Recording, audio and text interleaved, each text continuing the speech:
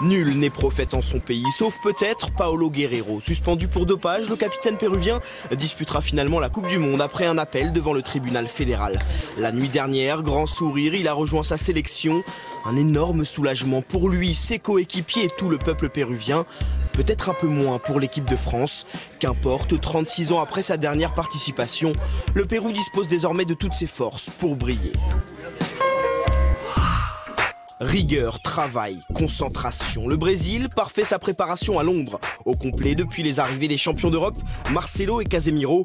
La Seleção monte en puissance et aura l'occasion de le démontrer dimanche face à la Croatie. En attendant, Neymar et les autres s'appliquent à soigner leurs automatismes, déterminés à décrocher une nouvelle étoile. La Colombie a pris ses quartiers à Milan, au sein même des infrastructures Rossoneri. Ce soir, Los Cafeteros affrontent l'Égypte pour leur unique match de préparation avant de s'envoler pour Moscou. Le refuge italien, source de sérénité pour Radamel Falcao. No, bueno, el estar así un poco aislados nos da muchísima tranquilidad, nos permite tener el espacio, el tiempo para enfocarnos en lo que realmente nos importa. Creo que aquí en este lugar nadie podrá tener información de lo que se está realizando, tanto táctico como otras cosas que se puedan llegar a hablar. Y esa intimidad es necesaria para cualquier equipo. Le Costa Rica est au complet. Keylor Navas, fraîchement couronné avec le Real Madrid, a rejoint les siens à San José avant d'affronter l'Irlande du Nord dimanche. Quart de finaliste en 2014, le portier madrilène en a profité à son tour pour saluer et rendre hommage à Zinedine Zidane. Bueno, yo más que todo, para él solo voy a tener palabras de agradecimiento. Como usted dice, en todo momento estuvo conmigo. En los momentos buenos disfrutamos todos y en los malos yo creo que todos nos unimos bastante para salir adelante.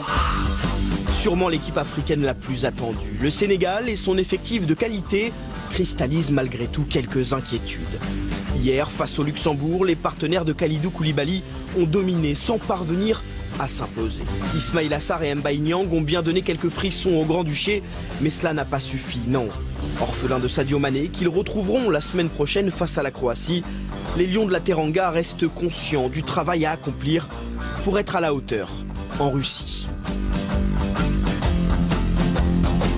Contre la Bosnie, où on s'est créé des occasions, on ne les met pas au fond, que ce soit ce soir aussi, même contre l'Ouzbékistan aussi, on a eu quand même pas mal d'opportunités de marquer. Ça n'a pas été le cas. Maintenant, il faut qu'on continue à travailler la finition, continuer à travailler, vraiment insister devant le but pour que justement ces occasions que nous créons, qu'on puisse les mettre au fond. Et dans la poule du Sénégal, la Pologne tentera elle aussi de sortir du groupe H. Et elle pourra compter sur Robert Lewandowski, car si son avenir avec le Bayern Munich semble s'inscrire en pointillé, l'attaquant est loin d'en être perturbé et vous offre même une leçon de précision.